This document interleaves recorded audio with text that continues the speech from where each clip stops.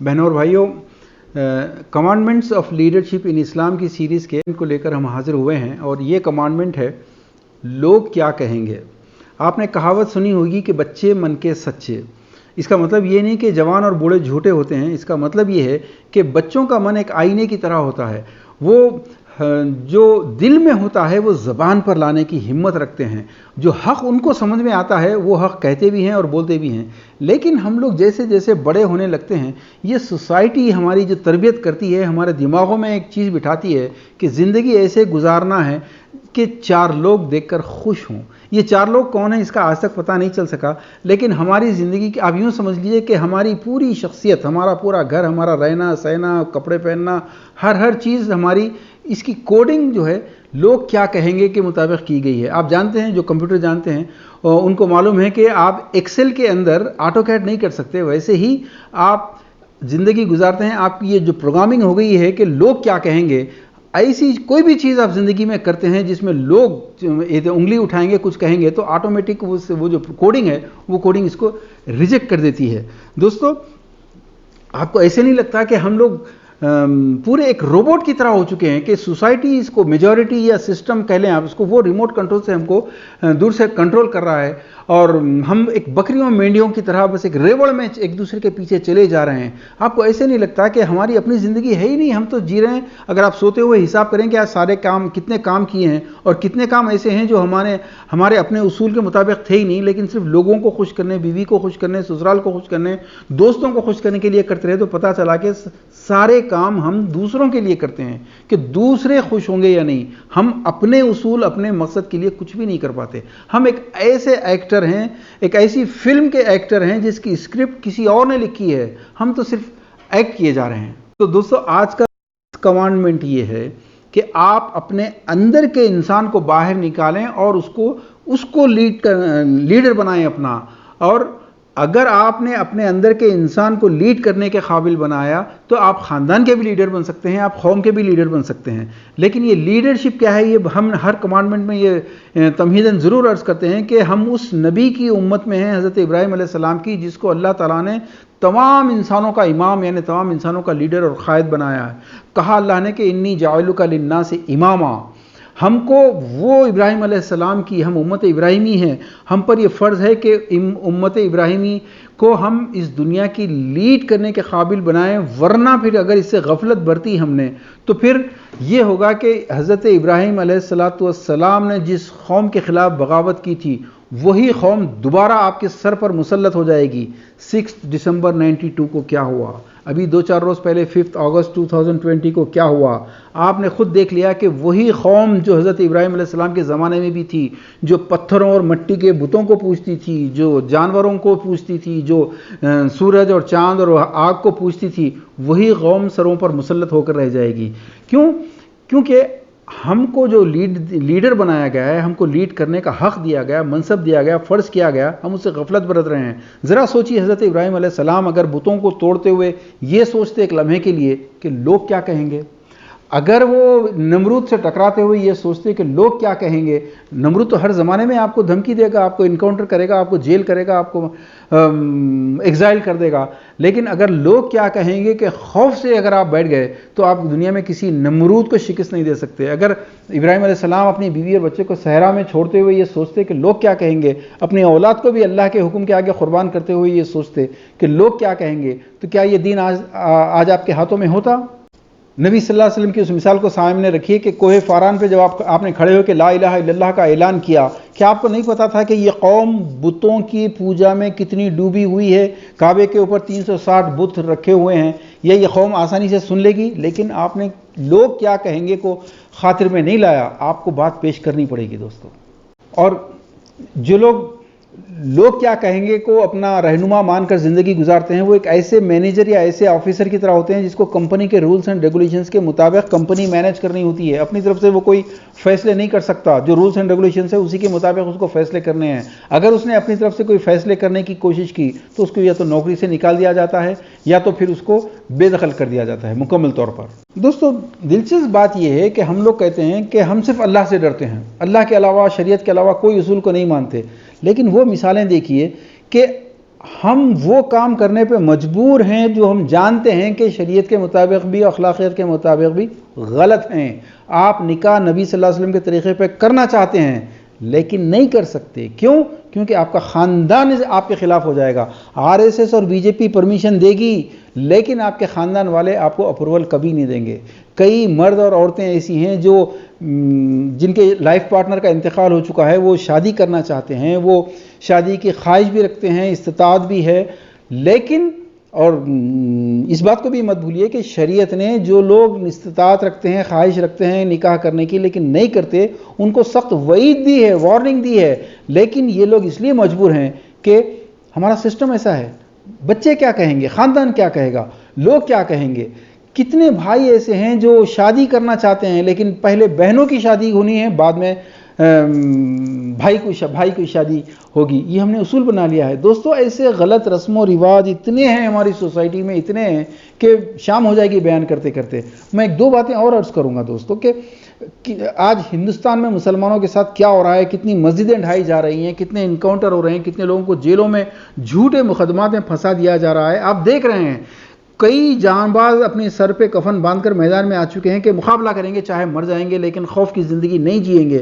اور آپ جیسے بے شمار لوگ ان کا ساتھ دینا چاہتے ہیں لیکن نہیں دے سکتے، کیونکہ یقینی طور پر آپ کے بھی گھر پولیس آئے گی، آپ کی بھی گرفتاری ہوگی، اور اگر آپ گرفتار ہوئے لوگ کیا کہیں گے. آپ کو سب سے زیادہ یہ خوف ہے عزیز دوستو. پھر یہ جو لوگ کیا کہیں گے کا خوف ہوتا ہے، یہ تو بڑے بڑے اہل علم کے اندر ہوتا ہے. ہم نے لائف انشورنس پر کتاب لکھی، ہم نے جہیز کے اوپر کتاب لکھی، ہم نے مدرسوں کے نصاب پر، اور ہم نے کئی ایسی جو چیزیں لکھی قرآن و حدیث کے مکمل پروف کے ساتھ، دلائل کے ساتھ. اور جب ہم نے کئی اہم اہل علم اور علماء کو یہ باتیں کتابیں بتائیں کہ اس پہ ریویو دیں، ان کا ریویو دیں، تو انہوں نے تعریف کی، سراہا کہ آپ نے بالکل بات صحیح کہی. ہم نے جب کہا کہ اس پہ مقدمہ یا تخریج کے ایک دو سطر لکھ دیں تو انہوں نے کہا کہ نہیں، ہمارے اکابرین کیا کہیں گے. تو دوستو یہ جو لوگ کیا کہیں گے کا فریم ورک ہے، ہر آدمی اسی کے اندر فٹ ہو چکا ہے. میں نے تو وہ مثالیں آپ کے سامنے رکھی جو لوگ نہیں کر رہے ہیں جو کرنا چاہیے. وہ مثالیں بھی دیکھیے جو لوگ کام کر رہے ہیں، لوگ کیا کہیں گے کہ شوق کی وجہ سے یا خوف کی وجہ سے جو ان کو نہیں کرنا چاہیے. مثال کے طور پر نماز لے لیجیے آپ. کئی لوگ نماز، بالخصوص سعودی عرب میں ہم نے دیکھا کہ گھروں میں تو کبھی نماز نہیں پڑھتے لیکن کمپنی کے جو سارے لوگ نماز کی جماعت کھڑے کرنے کے لیے تیار ہیں تو آگے جماعت میں شامل ہو جاتے ہیں. کیوں؟ لوگ کیا کہیں گے. لوگ لاکھوں روپے کا ڈونیشن دیتے ہیں آرگنائزیشنز میں، NGOs کو، مدرسوں کو، جبکہ ان کے اپنے خاندان میں کئی زکوٰۃ کے مستحقین موجود ہیں. ان کو نہیں پوچھ کے دیکھتے لیکن لوگ کیا کہیں گے اس کے لیے تو ان کا دل کھلا ہوا ہوتا ہے. یہ مہنگے گاڑیاں، یہ مہنگے کار، یہ مہنگے بیوٹی پارلرز اور سب کیا ہے، یہ لوگوں کے سامنے ہمارا امیج بہت اچھا ہونا چاہیے. دوستو لاکھوں روپے کی شادیاں جو شیطان کے بھائی، قرآن نے کہا کہ یہ شیطان کے بھائی ہیں جو اسراف کر رہے ہیں لیکن قرضوں میں ڈوب رہے ہیں، لڑکی کے بھائیوں کو پریشان کر رہے ہیں، کنگال ہو رہے ہیں. لیکن لوگ کیا کہیں گے اس کے اوپر، جبکہ یہ جانتے ہیں 15 ڈش ضروری نہیں ہے. یہ خود کہتے ہیں 2000 آدمی جمع کرنے کی کیا ضرورت ہے. خود کہتے ہیں کہ شاید دلہن کا ایک رات کا جوڑا 1 لاکھ روپے کی کیا ضرورت ہے. لیکن کرنے پر مجبور کیوں ہیں؟ اس لیے کہ لوگ کیا کہیں گے. جیسے کمپنی چلانے کے لیے ISO اسٹینڈرڈز فالو کرنا پڑتا ہے ورنہ کمپنی کا رجسٹریشن کینسل ہو جاتا ہے. ہم کو بھی اس معاشرے میں زندگی گزارنے کے لیے اس معاشرے کے بنائے ہوئے ISO اسٹینڈرڈز کو فالو کرنا پڑتا ہے. جس نے ذرا سی بھی ان سے ڈیویشن کی اس کو بزرگ ناراض ہو جائیں گے، قانون ناراض ہو جائے گا، بڑے خاندان ٹوٹ جائے گا وغیرہ وغیرہ کا جو خوف بٹھا دیا جاتا ہے. اس کی وجہ سے آج کوئی آدمی اپنی اوریجنل لائف نہیں گزار سکتا ہے. دوستو آپ چاہتے بہت کچھ ہیں آپ کے ذہن میں لیکن آپ وہ کر نہیں سکتے کیونکہ لوگ کیا کہیں گے. یہی ہے آج کا ہمارا کمانڈمنٹ کہ آپ کو آپ کی شخصیت کی، آپ کی ذات کا مالک بنایا جائے، بادشاہ بنایا جائے. بادشاہ وہی ہے جو اپنے فیصلے، اپنے اصول کو نافذ کرنے کی ہمت رکھتا ہے. بادشاہ وہ نہیں ہے جو سعودی کنگز کی طرح کے جو ہے کروڑوں ڈالر کے مالک ہوتے ہوئے بھی امریکہ کی مرضی کے بغیر کچھ نہیں کر سکتے. ویسا بادشاہ وہ نہیں ہوتا کسی کی غلامی کرے. بادشاہ وہ ہے جو اپنی مرضی، اپنے اصول اور اپنے مقصد کو نافذ کرنے کی کوشش کرے. دوستو دنیا یہ میجورٹی کے پیچھے چلنا چاہتی ہے، جبکہ قرآن کہتا ہے میجورٹی اندھوں بہروں گنگوں کی ہوتی ہے، صم بکم عمی فہم لا یعقلون فہم لا یرجعون۔ یہ میجورٹی قرآن وارننگ دے رہا ہے کہ دیکھو میجورٹی ہمیشہ کافروں کی ہوگی، انکار کرنے والوں کی ہوگی، ناشکروں کی ہوگی، اکثرہم کافرون، اکثرہم منافقون، اکثرہم لا یشکرون، ان کی فالوئنگ سے سخت منع کیا ہے۔ اس موضوع کو قرآن نے کئی جگہ بہت زور دے کر بیان کیا ہے دوستو۔ سورہ آل عمران آیت 196، لا یغرنک تقلب الذین کفروا فی البلاد، کہ دیکھیے شہر کی یہ جو بڑی سوسائٹی ہے یہ کہیں آپ کو دھوکے میں نہ ڈال دے، یہ کہیں آپ کو کمپلیکس میں نہ ڈال دے۔ سورہ مائدہ آیت نمبر 100 میں فرمایا کہ لا یستوی الخبیث والطیب ولو اعجبکم کثرت الخبیث، کہ برائی اور اچھائی، پاک اور ناپاک یکساں ایکول نہیں ہو سکتے، چاہے ناپاک کی چاہے برائی کی میجورٹی کیوں نہ ہو، چاہے آپ کو کتنا پسند کیا ہو، میجورٹی کسی کے حق ہونے کی دلیل ہرگز نہیں ہو سکتی۔ فاتقوا اللہ، دیکھو اللہ سے ڈرو۔ اور اس کے بعد بہت اہم بات ہے لعلکم تفلحون، تاکہ تم کامیاب ہو جاؤ۔ یہ جو تفلحون کامیابی کا فلسفہ ہے یہ ایک چیلنج ہے، یہاں پر وقت نہیں ہے لیکن میں ریکویسٹ کر رہا ہوں لعلکم تفلحون والی جتنی آیتیں نکالیے قرآن سے اور اس کو کمپیئر کیجئے لوگ کیا کہیں گے، آپ کو پتہ چلے گا کہ اللہ جو کہہ رہا ہے اس کامیابی کا اسٹینڈرڈ یہ ہے، لیکن ہمارے پاس کامیابی کا اسٹینڈرڈ لوگ کیا کہیں گے۔ ہم لعلکم تفلحون والی ساری آیتوں کو ہم لوگ خود ریجیکٹ کرتے ہیں۔ مثالیں بہت ساری ہیں دوستو، اب وقت اجازت نہیں دیتا۔ اب دیکھیے اس لوگ کیا کہیں گے کہ اصول پر چلنے کی وجہ سے نقصان کیا ہوتا ہے، اس کی وجہ سے آدمی کا ضمیر مر جاتا ہے۔ دیکھیے ضمیر دو طرح کا ہوتا ہے، ایک ضمیر انفرادی انڈیویجول پرسنل، اور ایک ضمیر ہوتا ہے اجتماعی سوشل کانشنس کلیکٹیو کانشنس۔ اس کی مثال ایسی ہے کہ آپ اپنے گھر کو بے حد صاف رکھتے ہیں، یہ آپ کا انفرادی ضمیر ہے، لیکن جب وہ گلی کے اندر کوئی گٹر پھٹ پڑتا ہے تو پھر وہاں سے ہر شخص گزر رہا ہے، بدبو کا عادی ہو چکا ہے، مکھیوں مچھروں کا عادی ہو چکا ہے، آپ کچھ نہیں کر سکتے، اور ہر شخص برداشت کر رہا ہے، آپ کو بھی برداشت کرنا ہے، اجتماعی ضمیر مر جاتا ہے۔ بالکل اسی طریقے سے آپ کے محلے میں شراب خانہ، جوا خانہ یا سود کا کاروبار شروع ہو جاتا ہے، آپ ذاتی طور پر نفرت کرتے ہیں، حرام سمجھتے ہیں، لیکن روک نہیں سکتے۔ کیوں؟ کیونکہ ہر آدمی جو گزر رہا ہے کوئی کچھ نہیں کہہ رہا ہے اس کو۔ اس وجہ سے یہ جو اجتماعی ضمیر مر جاتا ہے، اس کو حدیث میں رسول اللہ صلی اللہ علیہ وسلم نے اجتماعی ضمیر کو مرنے سے روکنے کے لیے فرمایا کہ اوصیکم بالخمس، میں تمہیں 5 چیزوں کا حکم دیتا ہوں، اجتماعیت اختیار کرو، واعتصموا بحبل اللہ جمیعا۔ اگر اجتماعیت اختیار کرو گے تو تم جا کے ہر آدمی سے تم بات کر سکو گے، اور اگر ایسا نہیں کرو گے تو پھر ہر برائی انسٹیٹیوشنلائز ہوتی چلی جائے گی۔ یہ جو میکانزم ہے برائی کا، یہ جب لوگ کیا کہیں گے ایک میکانزم میں جب آ جائے گا تو یہ انسٹیٹیوشنلائز ہو جائے گا۔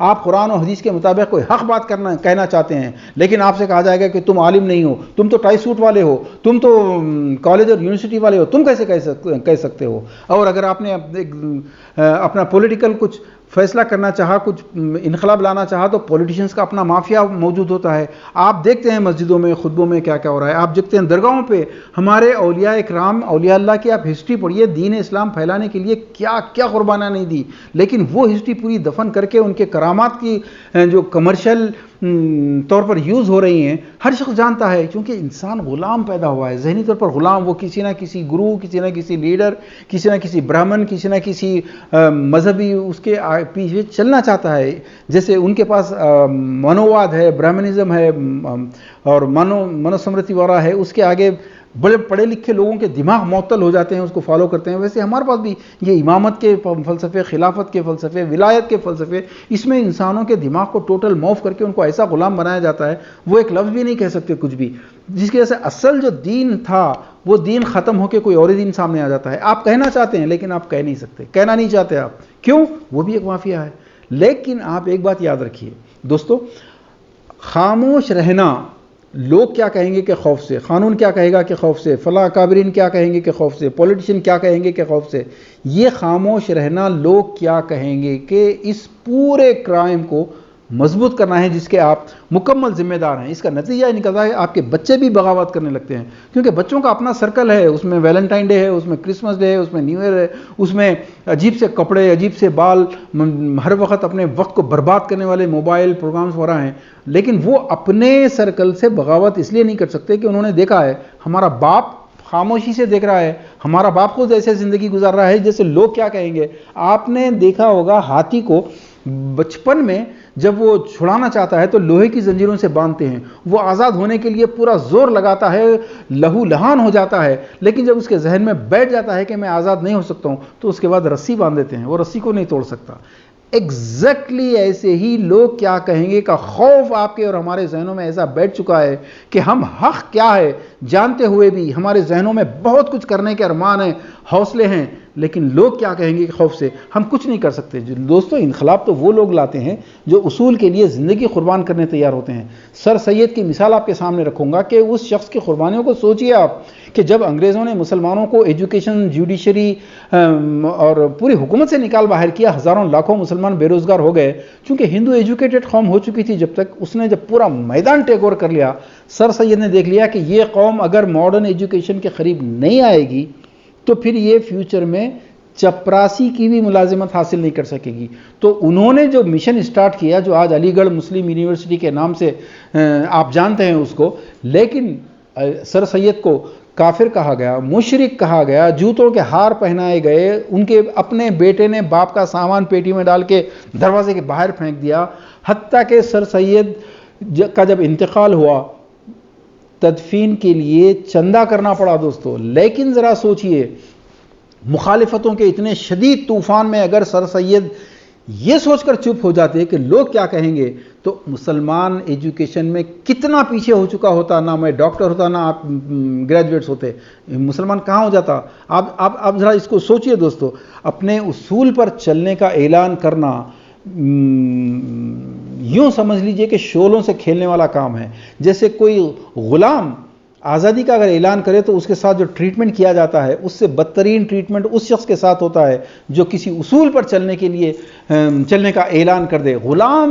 غلامی میں بڑا کمفرٹ ہوتا ہے دوستو، چاہے وہ سسٹم کی غلامی ہو، لوگ کیا کہیں گے کہ غلامی ہو، چاہے کسی بھی شخص کی غلامی ہو، اس میں کمفرٹیبل لائف گزرتی ہے، کھانا مل جاتا ہے، سکون سے کپڑے مل جاتے ہیں، سکون سے پیسہ مل جاتا ہے، اس میں کوئی پرابلم ہی نہیں ہوتا ہے۔ پرابلم وہاں ہوتا ہے جہاں آزادی چاہیے آپ کو، اپنے اصول کی آزادی، اپنے اندر چھپے ہوئے لیڈر کو، اپنے اندر چھپے ہوئے مفکر کو اصلاح لانے کے لیے، پیش کرنے کے لیے جب وقت آتا ہے تو اس کی آزادی آسانی سے نہیں ملتی، آزادی کی قیمت دینی پڑتی ہے، جان بھی دینی پڑتی ہے، گالیاں بھی کھانی پڑتی ہے، آپ کو سب کچھ کیریکٹر اساسینیشن کیا جاتا ہے۔ لیکن اگر آپ لوگ کیا کہیں گے کہ خوف سے پیچھے ہٹ گئے تو دوستو لوگ تو کچھ بھی نہیں کہیں گے، لوگ صرف آپ جب انتقال کر جائیں گے تو لوگ صرف یہ کہیں گے انا للہ و انا الیہ راجعون۔ دوستو سوشل ریفارم سوسائٹی ایک مقصد لے کر اٹھی ہے، ایک انقلابی تحریک لے کر اٹھی ہے۔ ہم جانتے ہیں آپ میں سے بہت سارے لوگ ایسے ہیں جو جہیز لے چکے ہیں، جو ہمت نہیں رکھتے گھروں سے نکلنے کی، جو یہ سمجھتے ہیں کہ یہ لوگ خالی جہیز کا کام کرنے والے ہیں۔ یہ بہت بڑی غلط فہمی ہے، اس کو نکالنے کے لیے آپ کو آگے آنا ہوگا، یا تو آپ لوگ کیا کہیں گے کے ساتھ چلتے رہیے۔ ایک بات یاد رکھیے، آنے والے ہندوستان میں اگر آپ نے کوئی قدم نہیں اٹھایا آج، تو آج آپ کی جو کچھ حالت ہے، جو برہمن ہیں، کشتری ہیں، ویش ہیں اور شودر ہیں، پانچویں کوئی کیٹیگری نہیں ہے، لیکن پانچویں کیٹیگری ایک وجود میں آنے والی ہے۔ آپ یقین نہیں کریں گے کوئی بات نہیں، لیکن 10-15 سال کے بعد آپ دیکھ لیں گے وہ پانچویں کیٹیگری مسلمانوں کی ہوگی جو شودروں کے بعد ہونے والی ہے۔ خدا را بات سمجھیے، میں ریکویسٹ کر رہا ہوں آپ تمام سے کہ آپ سوچئے، اپنے جان، اپنی مال اور اپنی توانائیوں کو لے کر میدان میں آئیے، اور یہ لوگ کیا کہیں گے کہ اس زنجیر سے باہر نکلیے، اس مت سے باہر نکلیے، اس خوف سے باہر نکلیے۔ ایک آزادی، ایک نشاط ثانیہ، ایک لیڈرشپ آپ کے قدموں میں آنے کے لیے تیار ہے۔ وآخر دعوانا ان الحمد للہ رب العالمین۔